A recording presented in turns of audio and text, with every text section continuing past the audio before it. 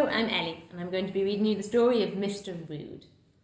Mr. Rude is rude. He is very rude. He is very, very rude. He's even worse than very, very rude. He is extremely rude. When you meet somebody, you might think to yourself that that person has a big nose, but you wouldn't say anything to them, would you?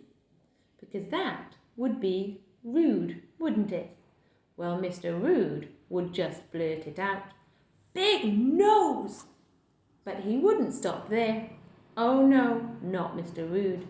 Big nose! With a nose like that, you could vacuum the floor. Can you imagine saying that to someone?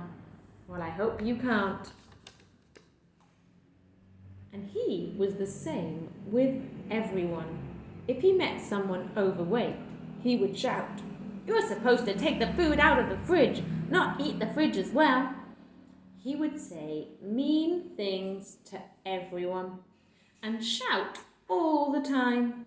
Mr. Rude was an unpleasant person who never had a nice thing to say about anyone.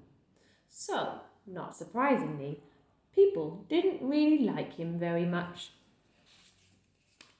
One day, Mr. Rude met little Miss Tiny, or not so much met as nearly trod on her. "Good morning," said little Miss Tiny. "Look at the size of you," exclaimed Mr. Rude. "You're so tiny I could squash you under my thumb." Poor little Miss Tiny burst into tears and ran home. Behind a tree on the other side of the lane, Mr. Happy looked anything but happy. He had seen and heard everything, but he had an idea. The next morning, Mr. Happy was outside Mr. Rude's house, suitcase in hand. Mr. Happy knocked on Mr. Rude's front door. "Go away!" shouted Mr. Rude. Mr. Happy knocked again. Mr. Rude opened the door. "Can't you read?" said Mr. Rude, pointing his doormat. Mr. Rude's doormat did not say "welcome" like everyone else's doormat. Mr. Rude's doormat had "welcome" crossed out. In large black letters had written "Go away" underneath. Mr. Happy smiled, barged past Mr. Rude and went into the living room. "Get out!" shouted Mr. Rude. Mr. Happy smiled an even larger smile and sat down in the armchair.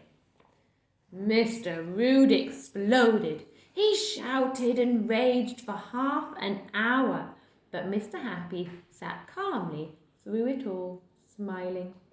Eventually, Mr. Rude went into the kitchen to make himself supper without offering any to Mr. Happy. After his supper, Mr. Rude shouted and raged for a full hour, but whatever Mr. Rude called him, Mr. Happy took no notice. Finally, Mr. Rude turned out the lights and went upstairs without offering Mr. Happy a bed for the night. When he came down in the morning, Mr. Happy was still there, still smiling. "Okay, I give up," cried Mr. Rude. "What do you want?" "Breakfast would be nice," said Mr. Happy. "Please." Mr. Rude made breakfast for him. It was the first time in Mr. Rude's life that he had ever done anything for someone else. In fact, it was the first time he had ever asked anybody what they had wanted. "Thank you," said Mr. Happy when he had finished.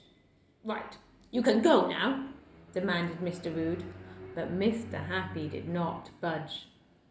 Mr. Rude shouted and raged and raged and shouted, but he ended up making lunch for Mr. Happy and supper. He even offered Mr. Happy a bed for the night.